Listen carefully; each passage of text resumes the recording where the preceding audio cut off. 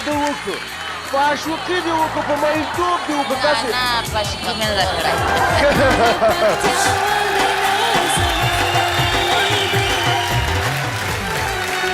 قرار میں سڑ گئے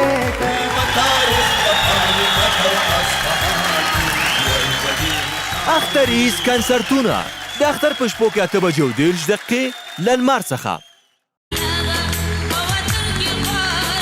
دا چې تا واده وکړو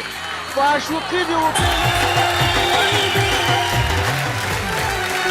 قرار میں سڑ گئے په مریتوب دې وکړو تاسې نه په عاشقي مې نه ده کړی